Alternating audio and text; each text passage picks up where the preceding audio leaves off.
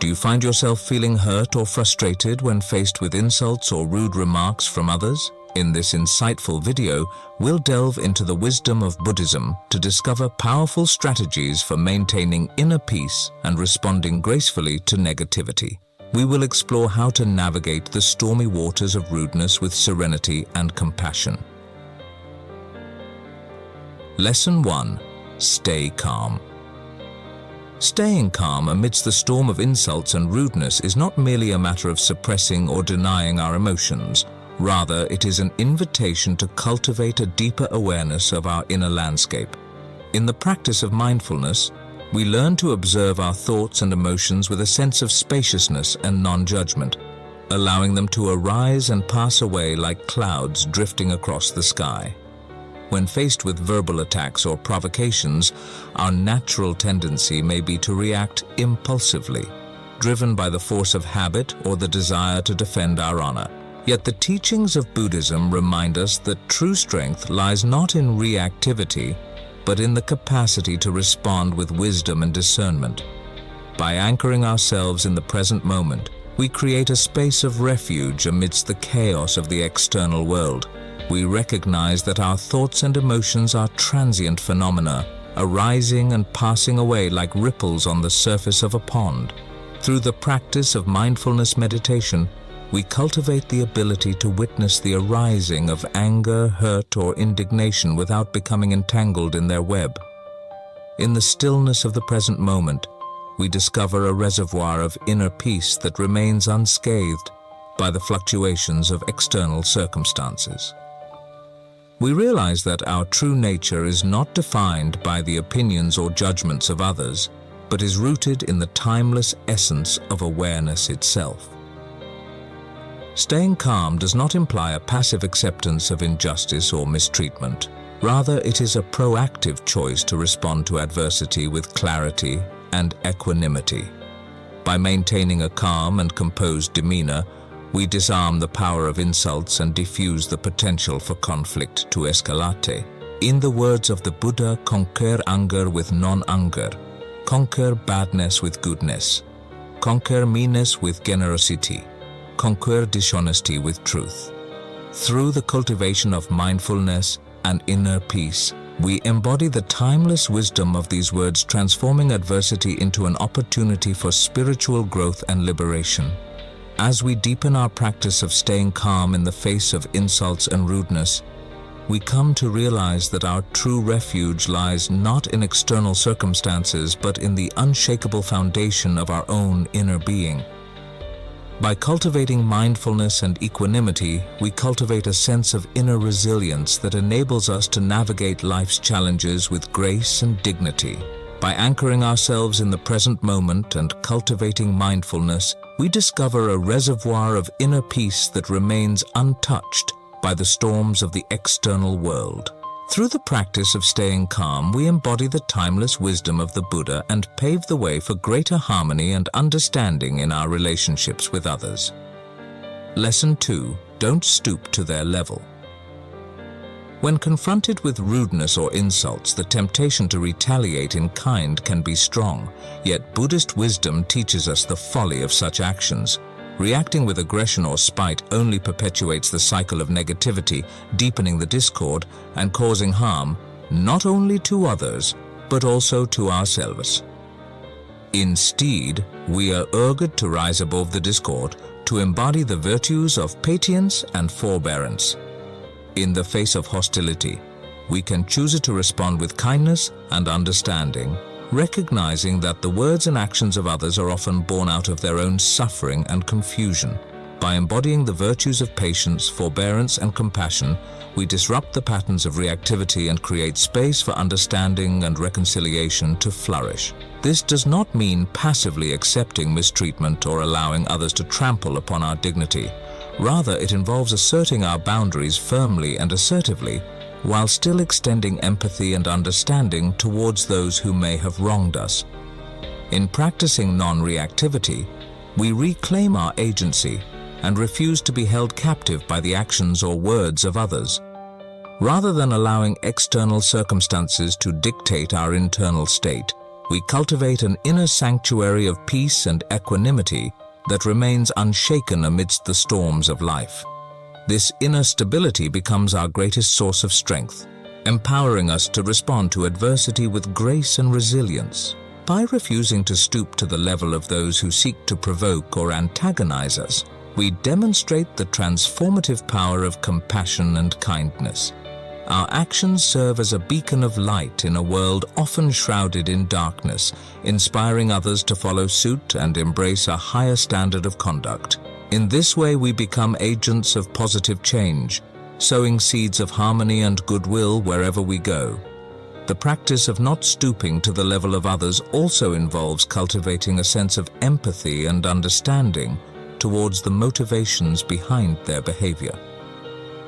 While it may be tempting to dismiss rude or hostile individuals as simply bad or malicious, Buddhist teachings encourage us to look beneath the surface and recognize the humanity that resides within each person. Often, the actions of others are driven by deep-seated insecurities, unresolved traumas, or unmet needs. By extending compassion towards their suffering, we break down the barriers of hostility and create the conditions for healing and reconciliation. This does not mean condoning or excusing harmful behavior, but rather acknowledging the complex interplay of causes and conditions that shape human conduct. In refraining from retaliatory actions or words, we also protect ourselves from the karmic consequences of unskillful behavior.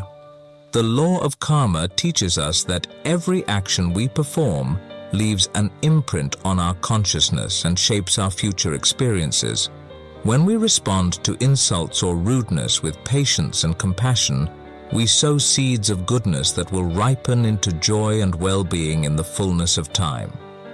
By refusing to engage in negativity, we preserve our own inner peace and well-being. Holding on to anger or resentment is like holding on to a burning coal. It only burns us from within. By releasing the burden of negativity, we liberate ourselves from the cycle of suffering and open ourselves to the boundless possibilities of the present moment. By embodying the virtues of patience, forbearance, and loving kindness, we transform even the most challenging interactions into opportunities for growth and healing. As we walk the noble path, may we continue to uphold the highest standards of conduct and inspire others to do the same. Lesson 3. Focus on self-worth.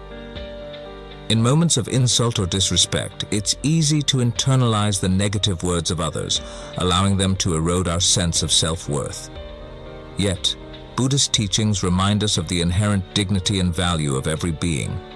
Our worth is not contingent upon the opinions or judgments of others, but is rooted in our intrinsic nature as sentient beings. By cultivating self-love and self-compassion, we fortify ourselves against the slings and arrows of the world. We recognize that our worthiness is immutable, unaffected by the transient fluctuations of praise or blame. Through practices such as loving-kindness meditation, we extend compassion not only to ourselves but also to those who seek to diminish us, understanding that their words are but fleeting echoes in the vast expanse of our inner being. To focus on self-worth is to embrace ourselves fully, with all our imperfections and vulnerabilities. It is a radical act of self-compassion, in which we extend the same unconditional love and acceptance to ourselves that we offer to others. In the words of the Buddha, "You yourself, as much as anybody in the entire universe, deserve your love and affection. Yet, in a world that often measures worth by external standards, the journey towards self-acceptance can be fraught with challenges. From a young age, we are bombarded with societal expectations and cultural norms that dictate what success looks like and how we should measure our worth. We internalize these messages, equating our value with achievements, possessions, or the approval of others. Buddhist teachings invite us to challenge these ingrained patterns of self-judgment and comparison, to recognize that our worthiness transcends the fluctuations of worldly success or failure. Through practices such as meditation and self-inquiry, we cultivate a deep sense of inner knowing, rooted in the timeless wisdom of our own hearts. In the light of self-awareness, we come to understand that our true worth lies not in external validation, but in our capacity for love, compassion, and inner peace. It is the recognition that we are worthy simply by virtue of our existence, regardless of our flaws or shortcomings. To focus on self-worth is to embrace the full spectrum of our humanity, the light and the shadow, the joy and the sorrow. It is a journey of self-discovery in which we learn to befriend ourselves with kindness and gentleness, nurturing the seeds of self-love that reside within us. Yet the path to self-worth is not always easy. Along the way, we may encounter the voices of self-doubt and self-criticism, the echoes of past wounds and traumas that seek to undermine our sense of worthiness. In these moments, it is important to remember the teachings of impermanence and non-self, which remind us that our identities are not fixed, but are ever-changing and evolving. By cultivating mindfulness and self-compassion, we can gently hold these inner voices with tenderness and understanding, recognizing them as fleeting phenomena arising within the vast expanse of our awareness. Through practices such as loving kindness meditation, we can offer ourselves the same unconditional love and acceptance that we would offer to a dear friend, nurturing the seeds of self-worth with each breath. In the light of self-worth, we discover a profound sense of freedom, a liberation from the chains of self-doubt and insecurity that have bound us for so long. It is the recognition that we are already whole and complete, lacking nothing, and that our worthiness is not something to be earned or attained, but simply to be realized. As we journey deeper into the heart of self-worth, we come to understand that it is not a destination, but a way of being, a radical acceptance of ourselves and our lives as they are in this moment. It is the recognition that we are enough, exactly as we are, and that our worthiness is not dependent on anything outside of ourselves. Through practices of self-inquiry, self-compassion, and mindfulness, we can awaken to the truth of our own worthiness and live with greater freedom, joy, and authenticity. May we each walk this path with courage and compassion, honoring the divine spark that resides within us all. Lesson 4. Confuse them with kindness. The concept of confusing others with kindness may seem counterintuitive in a world that often values strength and assertiveness. However, within the teachings of Buddhism lies a profound understanding of the transformative power of compassion. When faced with rudeness or hostility, responding with kindness can be a revolutionary act, disrupting the cycle of negativity and paving the way for reconciliation. By extending loving kindness towards those who insult or mistreat us, we challenge the prevailing narrative of aggression and division, offering instead a vision of unity and interconnectedness. Rather than seeing others as adversaries to be defeated, we recognize them as fellow travelers on the journey of life, each struggling with their own fears and insecurities. Confusing others with kindness does not mean naively ignoring or excusing harmful behavior. Instead, it involves responding to negativity with an unwavering commitment to compassion and understanding.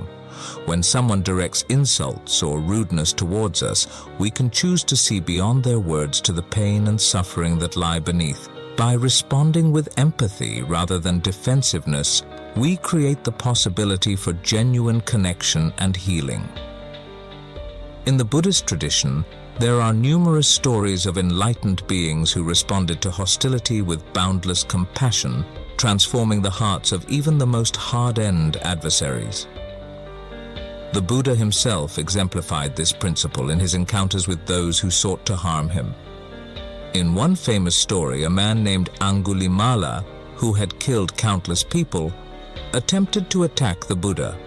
Instead of retaliating, the Buddha responded with compassion, eventually leading Angulimala to renounce violence and become a disciple.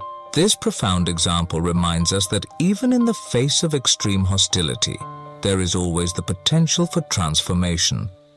By confusing others with kindness, we open the door to reconciliation and forgiveness, transcending the limitations of ego and embracing the inherent goodness of all beings. Practicing kindness towards those who insult us also has a transformative effect on our own hearts and minds. When we respond with compassion rather than resentment, we cultivate inner peace and resilience, freeing ourselves from the burden of anger and resentment. In the words of the Buddha, hatred is never appeased by hatred in this world. By non-hatred alone is hatred appeased. This is a law eternal. By embodying the qualities of kindness and compassion, we inspire others to do the same. Our actions serve as a beacon of light in a world often shrouded in darkness, reminding others of the power of love to heal even the deepest wounds. In this way, confusing others with kindness becomes not only a personal practice but also a ripple effect that spreads outwards, touching the hearts of all those we encounter. It's important to acknowledge that practicing kindness towards those who insult or mistreat us is not always easy. It requires courage, patience, and a deep commitment to the principles of Buddhism. Yet, with dedication and perseverance, we can cultivate the capacity to respond to negativity with love and understanding, transforming even the most challenging interactions into opportunities for growth and awakening. By responding to insults and rudeness with compassion and understanding, we disrupt the cycle of negativity and sow the seeds of peace and reconciliation. As we walk the noble path, may we continue to cultivate the boundless love and kindness that lie at the heart of the Buddha's teachings, inspiring others to do the same. Lesson 5. Call them out calmly. While the path of non-reactivity is often the noblest course of action, there are times when it becomes necessary to address the behavior of others directly. When faced with persistent rudeness or disrespect, we can assert our boundaries firmly and assertively without succumbing to anger or aggression. It's important to avoid accusations or personal attacks, as these are likely to provoke defensiveness and escalate the conflict. Instead, we can focus on describing the impact of the person's behavior on ourselves or others, using I statements to express our feelings and observations without placing blame. For example, instead of saying, "You're always so rude and disrespectful," we might say, "When you speak to me in that tone, I feel hurt and disrespected." By framing the conversation in terms of our own experience, we create space for the other person to reflect on their behavior without feeling attacked. It's helpful to approach the conversation with a genuine curiosity about the other person's perspective. Perhaps they were unaware of the impact of their words or were acting out of their own inner turmoil. By listening with an open heart and mind, we demonstrate our willingness to engage in a constructive dialogue rather than a confrontation. In the spirit of compassion, we can also offer support and understanding to the person we are confronting. We might acknowledge the challenges they may be facing and express our willingness to work together to find a mutually beneficial resolution. By extending empathy and compassion, we create the conditions for healing and reconciliation to take place. It's important to recognize that calling out rude behavior calmly may not always lead to an immediate resolution. The other person may react defensively or deny responsibility for their actions. In such cases, it's essential to remain patient and persistent, continuing to assert our boundaries with firmness and compassion. At the same time, we must also be willing to let go of attachment to the outcome of the conversation. Our primary goal is not to change the other person's behavior, but rather to uphold our own dignity and self-respect. By speaking our truth with integrity and compassion, we affirm our worthiness and create space for healing and growth, both for ourselves and for others. By approaching the situation with equanimity and empathy, speaking our truth with sincerity and compassion, and remaining patient and persistent in the face of resistance, we can foster understanding and resolution in even the most challenging interactions. As we continue to cultivate these qualities in our hearts and minds, may we contribute to the creation of a world characterized by kindness, respect, and harmony. Lesson 6. Walk away. In some situations, the most skillful response to insults or rudeness may be to disengage entirely. Walking away is not an act of cowardice, but rather an assertion of our own well-being and inner peace.